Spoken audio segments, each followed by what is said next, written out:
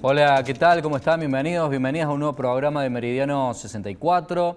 Vamos a charlar hoy sobre la posibilidad de hacer algún tipo de reforma en cuanto a lo laboral, en cuanto a lo previsional. También vamos a hablar sobre cómo ve un sindicalista la realidad y el futuro, no solo para este 2024, sino también para lo que restaría del periodo de Javier Milei. Para eso hemos invitado a Gustavo Rossi, que es el titular de UECAR, el sindicato de los trabajadores de peajes y también cargos jerárquicos dentro de la construcción. Gustavo, ¿cómo estás? Muy buenas noches. ¿Qué tal? Buenas noches, gracias por la invitación. No, por favor, gracias a vos, Gustavo, por venir. Siempre es un gusto conversar con vos. Contanos, Gustavo, ¿qué te parece que se podría aceptar de la propuesta del gobierno y qué te parece que habría que rechazar? Cosas que sean admisibles y cosas que sean inadmisibles. Sí, la verdad que lo inadmisible del gobierno es haber presentado un proyecto, un DNU, sin ni siquiera haber tratado de buscar un consenso con la sociedad. Creo que ahí ya comenzó mal. Si bien quien preside es quien gobierna y dirige el país, los destinos del país, los rumbos, pero mínimamente poder sentarse previamente para que no naufraguen lo que estamos viendo hoy. Está naufragando absolutamente todo, desde una media sanción o paso a la votación en particular, y fracasó, o sea, volvimos a foja cero, sencillamente por inexperiencia, pero bueno, la experiencia se adquiere con el tiempo, sería lo de menos, pero sí lograr consensuar, llegar a un consenso. El gobierno tendría que haber presentado mínimamente quién es su secretario de Trabajo, que lo conozco, estuve en varias charlas, compartí con él, un abogado laboralista bastante sensato y equilibrado en su forma de pensar, pero mínimamente haberse llamado a CGT o a los distintos sectores sindicales y plantearle cuál iba a ser la propuesta. Más allá que se modificara o no la posición del gobierno y que el sindicalismo obviamente no la aceptara porque no tiene sentido, un sinsentido lo que se está proponiendo desde el Congreso, pero por lo menos mínimamente hubiese sido un gesto loable del gobierno haber llamado a los distintos sectores que el DNU iba a afectar o iba a modificar las condiciones y por lo menos sentarse a hablar de ello. Creo que ese hubiese sido comenzó con el pie derecho el gobierno de Milei. ¿Con los diputados tienen diálogo, Gustavo? Porque recordemos que ni los propios del gobierno, ni la propia Libertad Avanza sabía que se volvía a foja cero con lo que estaban haciendo, se enteraron después. ¿No tienen a alguien avesado en esos detalles y burocracias de la Cámara? Son carentes de técnica legislativa, o sea, son muy neófitos en eso. Pero por eso te decía, tal vez esa experiencia se logra con el tiempo. El tema es cómo, por eso se llama parlamento, porque es donde se parla, donde se conversa, donde se va a llegar a un consenso. No se puede imponer un proyecto para que sea ley, salvo que tenga una mayoría absoluta, entonces bueno, lo que propone se va a aprobar porque el peso de la mayoría cae por sobre la oposición, pero en este caso el gobierno que tiene una minoría no tiene sentido lo que está haciendo, va sin rumbo y un proyecto que va a naufragar porque es una necesidad que se tiene de algunas modificaciones. Y yéndolo estrictamente laboral, bueno, yo creo que ya la justicia lo dejó fuera, aceptó el recurso de amparo y dejó sin efecto, creo que era el capítulo 4 del DNU, entonces prácticamente eso no se trataba. Se podría haber empezado por una ley, no por un DNU. Yo creo que sí, y a su vez yo lo que siempre planteo, y lo seguimos hablando a veces con el sector empresario y con otros sectores sindicales, compañeros, toda transformación laboral viene desde los convenios colectivos de trabajo, desde la ley. Desde el Congreso no sale nada, va a salir teñido de política partidaria y no de pragmatismo laboral, que es lo que se necesita, los propios trabajadores y los propios sectores empresarios. No olvidemos el tema de home office, quedó en la nada, sencillamente porque salió del Congreso, no se lo reglamentó porque no lo entendieron, porque era un posicionamiento político partidario y no de una praxis pura de lo que es el mundo del trabajo. Yo creo que la única transformación real, verdadera, atinada, es de abajo hacia arriba, desde los convenios colectivos de trabajo regionalizados, yo ni siquiera digo nacional. Creo que este gobierno que se habla tanto de libertad tendría que animarse a federalizar el país y dejar al sector gremial cordobés discutir de primera mano con el sector empresario cordobés y así cada provincia o en cada región si la actividad es menor. Pero descentralizar y dejar que las reformas no sean reformas, sino sean transformaciones consensuadas desde el mundo del trabajo con el sector empresario. Te cito el ejemplo de la UTA, que acordaron en Buenos Aires 987.000 pesos de salario inicial, y el paro de Córdoba se daría porque no se ha logrado eso mismo con la patronal. ¿Vos pensás que, por ejemplo, UTA tendría que tener una negociación por el lado de la provincia de Buenos Aires, sí, otra negociación totalmente. en Córdoba y otra en Chaco, por ejemplo? La OIT, Gabriel, habla desde el año 2000, comenzó a hablar de que no pueden existir uniones, sino tienen que ser federación. Y una federación dentro del ámbito jurídico sindical es hablar de autonomía tanto política como sindical. Es decir, que a ver, vos tenés la voluntad de ser parte de un contexto nacional a través de una federación, pero vos como sindicato provincial tenés tu autonomía para discutir escalas salariales. Entonces no pueden atar la decisión de los trabajadores, los choferes de colectivo de mediana y larga distancia, que no, bueno, aquí en Córdoba están dentro de OITA, pero en las otras provincias, atarlo a la suerte de lo que deciden en Capital Federal. Ya está, ya pasó eso. O sea, es el único esquema retrógrado dentro de Argentina del sindicalismo. Centraliza absolutamente todo. Y no puede estar un señor desde Buenos Aires dirigiendo los destinos de un jujeño, de un cordobés o de uno de Tierra del Fuego, de un trabajador, sencillamente porque no conocen la realidad.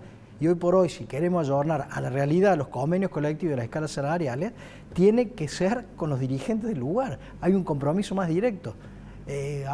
Tal vez el secretario general de UTA nunca fue Jujuy, sin embargo rige para los colectiveros de Jujuy el convenio colectivo y la escala salarial.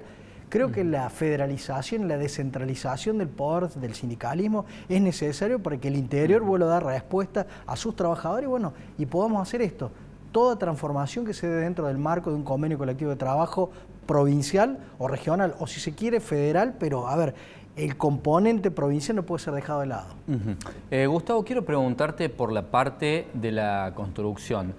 ¿Cómo ha sufrido el sector, cómo ha experimentado este cambio en las reglas de juego, este porcentaje de la inflación que cerró con el 220 y pico % el año pasado y que fue muy superior al 20% durante el mes de enero?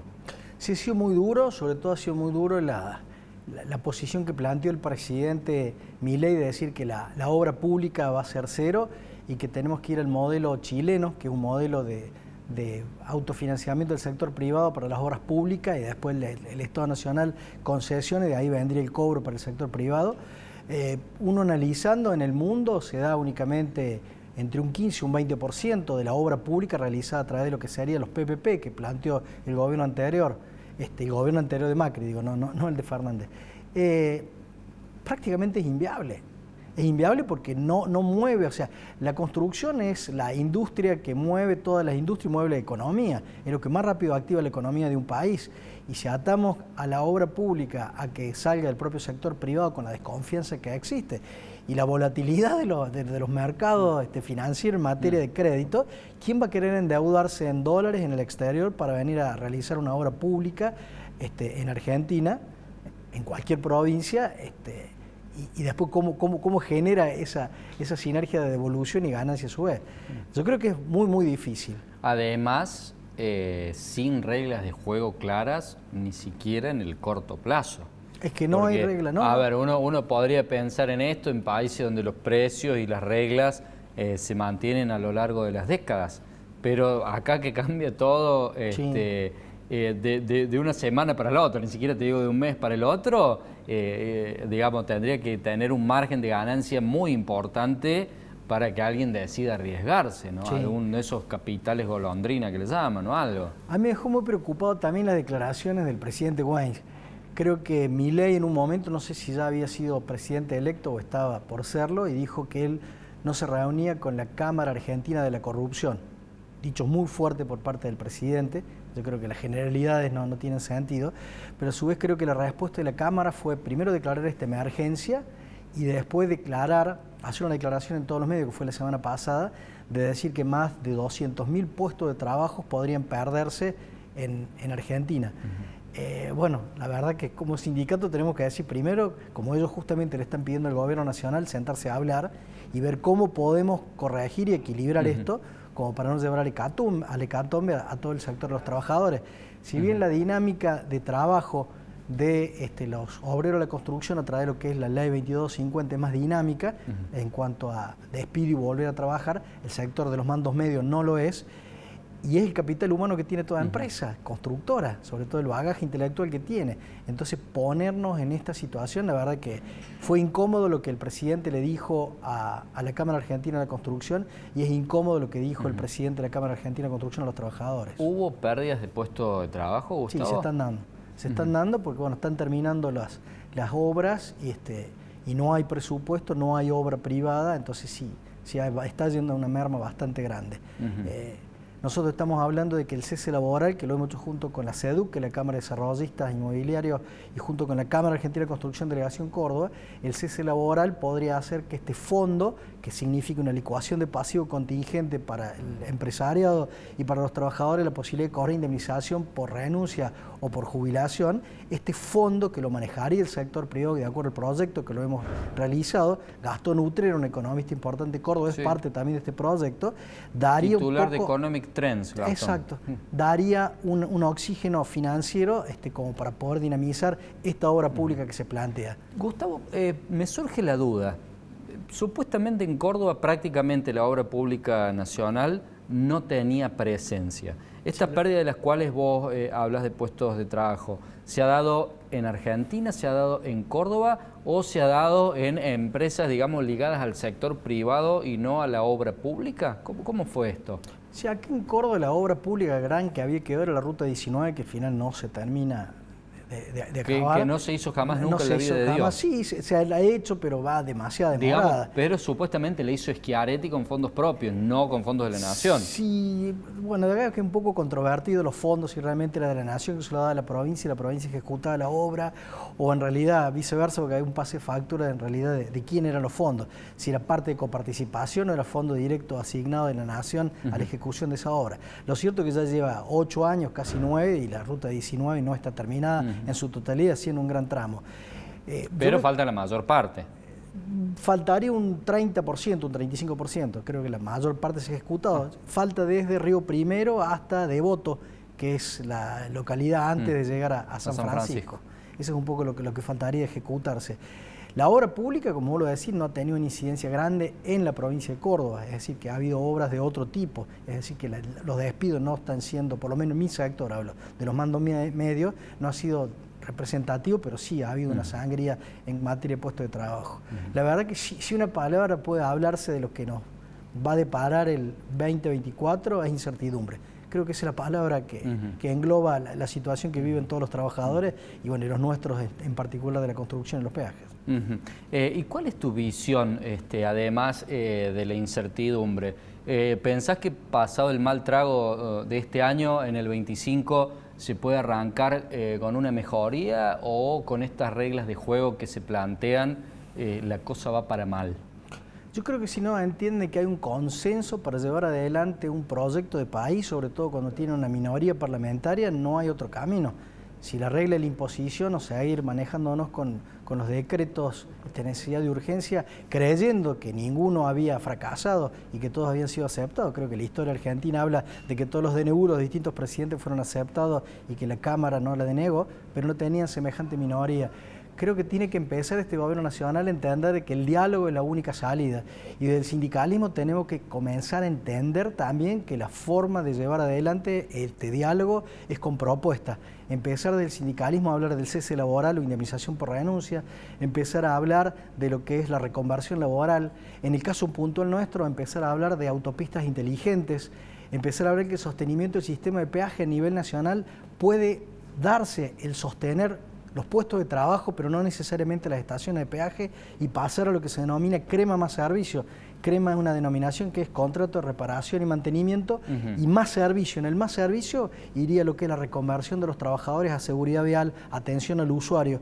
Es decir, que dejarían de cobrarle al usuario en la estación, en la cabina, pero pasarían a brindar otros servicios. Igualmente siempre tiene que haber, aunque sea una cabina, por las dudas que venga un extranjero o alguien que no tenga el sistema para el lector de la patente. Sí, puede ser. O el sistema de crema de servicio directamente se da la concesión, en este caso, a un privado donde no se le exige ni tiene la obligación de poner una estación de peaje. Cuando pasa este crema, por eso se llama crema, contrato de reparación y mantenimiento únicamente, nosotros le estaríamos sumando el más servicio para que los trabajadores que antes existían en un sistema de peaje coexistan en un sistema donde no esté el peaje, pero sí hay una continuidad en materia de trabajo. ¿Y qué, es decir, que no haría falta... ¿Qué pasaría en hacer? Porque ya, digamos, hoy una ruta concesionada con un peaje, tiene gente que recoge la basura, porque si no sería un basural, tiene gente que corta el pasto, que cambia las lamparitas que se queman en los sectores donde hay alumbrado, repones las señales, supongo yo que pintan la ruta. Es que esa es la reconversión pasaría por un sostenimiento de la seguridad vial, que son las distintas camionetas que llegan cuando se produce algún accidente para balizarlo, para que tener a través de la capacitación una mayor intervención en accidentes que hoy no lo tienen, por ley no los dejan intervenir. El tema de caso puntual... ¿Por qué no los dejan intervenir? No porque la empresa tiene miedo de llegar a un juicio si producen algún siniestro, a lo mejor lo sacan el cinturón y lo sacan fuera del auto y le produce una lesión en la médula y eso le significaría un juicio a la empresa por la incapacidad de ese usuario que se accidentó. Pero yo creo que si se los capacita, que es lo que nosotros pretendemos a la seguridad vial, todo ese tipo de asistencia estaría contenida porque pasaría a ser un igual a un bombero o a un miembro de defensa civil. Hay mucho... La concepción del peaje o de una empresa que hace mantenimiento de ruta, para sacar la palabra peaje, es un servicio. Entonces el servicio es al usuario un servicio turístico, al usuario un servicio en el caso de emergencia, al usuario en materia de otro tipo de información, al usuario en materia de seguridad vial, mantenimiento de luminaria, que vos lo dijiste, es decir, que se puede diversificar en muchos nichos de la empresa, concebida la empresa de concesión de una ruta como una empresa de servicio para que los trabajadores se reconvirtieran y perdieran su puesto de trabajo. La última pregunta que te hago, Gustavo, ¿tenés conocimiento si se va a instalar algún nuevo peaje en la geografía de nuestra provincia? Se habla del Camino de la Sierra que estarían, pero no hay nada, o sea, son rumores, o sea, me tendría que agarrar de un rumor, entonces digo... Sí, obvio. Es podría tomado, tomado de los pasillos, que podría sí, cuando se finalice la autovía Altagracia, Villa General Belgrano, para esa zona. Villa Ciudad de América, es una localidad anterior al dique, que podría instalarse una estación de peaje y cuando esté terminado un tramo más de la autovía Punilla, también la instalación de una estación de peaje. Pero estamos hablando de hipótesis, nada seguro. ¿Se puede poner peaje en una ruta nacional? Porque la 38 o va a ser otra... No, ¿Se va a dejar paralela. La traza de la 38 antigua que pasa por toda la localidad. Va a seguir siendo la 38. Es paralela. Claro, y la nueva le pondrán otro nombre. Entonces, autovía Punilla, creo que y sería provincial, que ahí sí podría tener.